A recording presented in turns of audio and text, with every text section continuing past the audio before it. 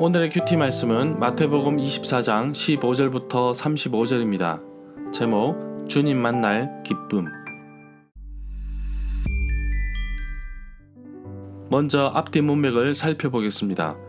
큰 환난에 대한 말씀은 마태복음 24장, 마가복음 13장, 누가복음 21장에도 나옵니다. 마태복음 24장 1절에 예수님께서 성전에서 나와 가실 때에 제자들이 성전 건물을 가리켰습니다. 당시에 거의 불가사의 건물로 평가되던 예루살렘 성전이 돌 하나도 돌 위에 남지 않을 것이라고 말씀하십니다.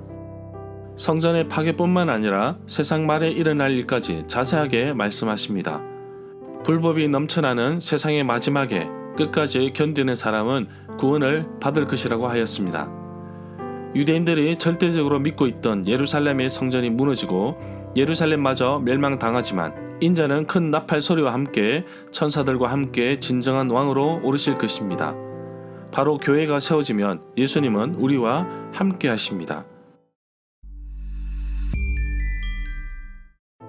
문단을 나눠보겠습니다. 15절부터 28절은 가장 큰 환난, 29절부터 31절은 인자의 오심, 32절부터 35절은 무화과 나무의 교훈.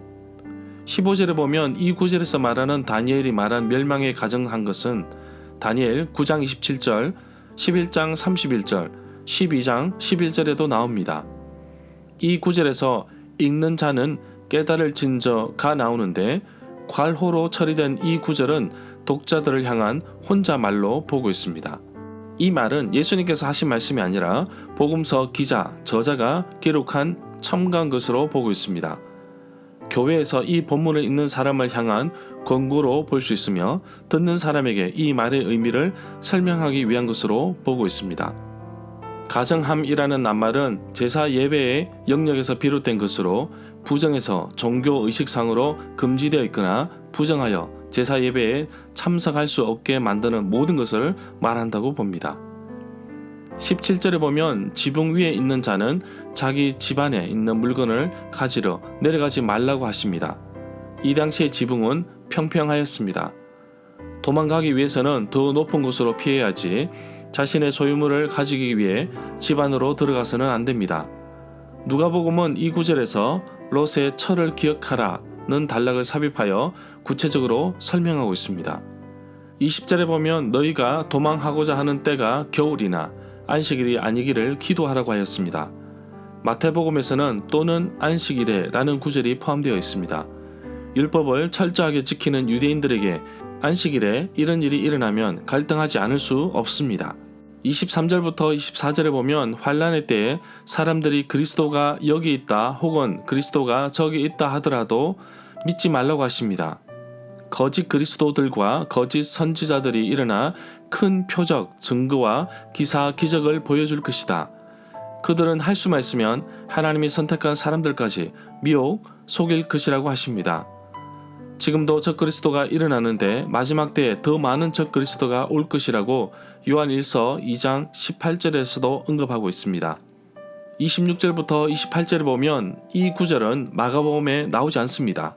이와 비슷한 내용은 누가복음 17장 23절부터 24절 그리고 37절에 나옵니다. 사람들이 그리스도가 광야에 있다고 말하더라도 그곳으로 나가지 말고 그리스도가 골방에 있다고 말하더라도 믿지 말라고 합니다.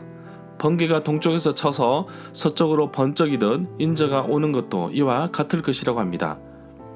번개와 독수리에 비유하면서 번쩍이고 먹이를 찾고 빙빙 돌듯이 사람들에게 분명하게 보일 것이라는 표현을 하고 있습니다.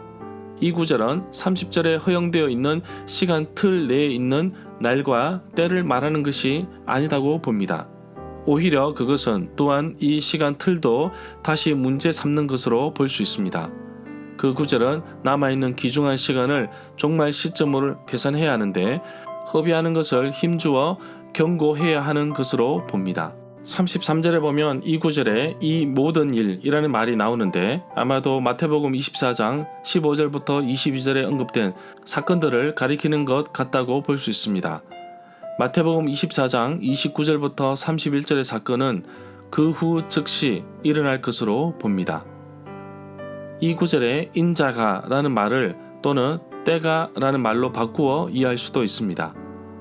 34절에 보면 이 구절에 이 세대가 다 지나가기 전에 라는 말이 나오는데 앞 구절에서 묘사된 사건들은 예수님의 말을 듣는 자들이 살아 있을 때 일어날 것으로 봅니다. 절마다 상세한 설명과 구절에서 그리고 핵심 내용과 중심 줄거리는 네이버 블로그에 올려져 있습니다. 내게 주시는 교훈입니다. 예수님은 이 땅에 다시 오십니다. 다시 오실 예수님을 기다리는 것이 바로 재림 신앙입니다. 오늘날 그리스도인들 가운데 재림을 기다리거나 오실 예수님을 맞이하려고 준비하는 사람을 찾아보기가 힘듭니다. 현실에 안주하고 안락한 삶을 추구한 탓에 종말에 대한 두려움이 사라진 것 같습니다. 세상의 마지막에 혼란스러운 상황을 성경에서 잘 표현하고 있는데 미혹하는 사람도 많고 거짓 그리스도와 거짓 선지자들도 많다고 합니다. 이런 가운데서 진실은 더욱 빛나기 마련입니다. 우리에게는 재림과 심판이 축복의 현장입니다. 주님 오실 때까지 우리의 믿음을 잘 지키고 내게 주어진 고난과 어려움을 믿음으로 잘 이기며 주님 오실 때 착하고 충성된 종으로 불리도록 나의 삶을 날마다 점검하고 되돌아보는 하루가 되기를 간절히 소망합니다.